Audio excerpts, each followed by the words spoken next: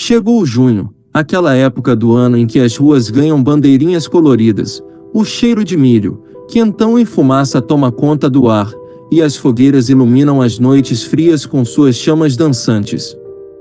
As festas juninas são tradição em quase todas as famílias brasileiras. Para nós, além das músicas, danças e orações, essa época também traz lembranças de algo que poucos teriam coragem de contar. Você já se perguntou o que pode existir por trás das chamas de uma fogueira? Quem pode caminhar por entre as brasas quando ninguém mais está olhando? Fica comigo até o fim deste relato. E já vai comentando. Você acredita que espíritos podem ficar presos a um lugar? Já presenciou algo inexplicável durante uma festa junina? Quero saber a sua opinião. A casa da minha avó sempre foi conhecida por sua energia estranha. Um lugar cheio de histórias antigas, quase todas pesadas e tristes. Ela foi construída sobre o que um dia foi uma grande fazenda de escravos, um terreno tomado por sofrimento e dor. Anos depois, na Revolução de 1932, a mesma região foi usada como ponto estratégico das forças paulistas. Soldados cavaram trincheiras nos campos vizinhos, muitos morreram ali mesmo. Tudo isso parece ter ficado impregnado naquelas terras. Até hoje, vizinhos relatam vultos, vozes e ruídos inexplicáveis. A família sempre foi muito religiosa, talvez por instinto, tentando se proteger dessa atmosfera pesada. Em junho, a festa junina do quintal da minha avó era a mais famosa do bairro.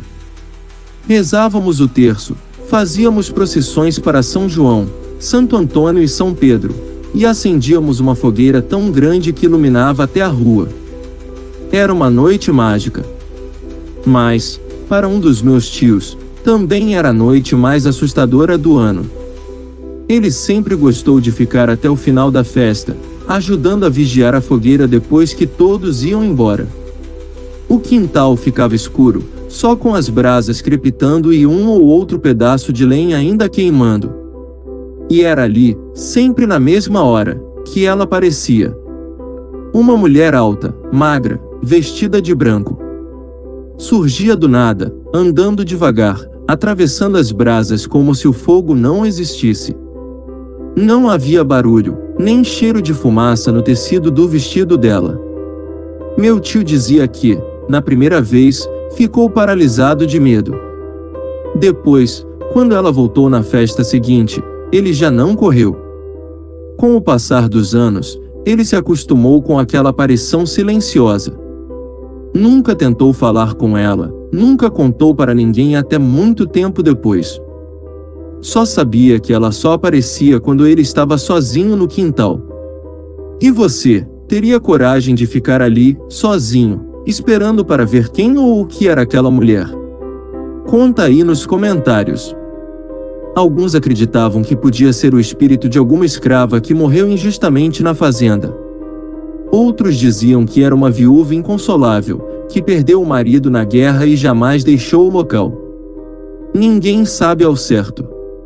O fato é que, com os anos, a mulher parou de aparecer. Talvez tenha encontrado finalmente o descanso graças às rezas feitas durante as festas. Ou talvez apenas esteja esperando o momento certo para voltar.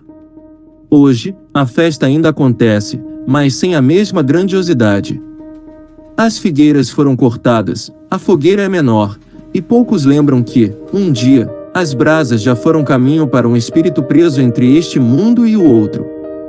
Eu sempre me pergunto se, em alguma noite fria de São João, ela pode reaparecer, atravessando as chamas em silêncio, como sempre fez. E você?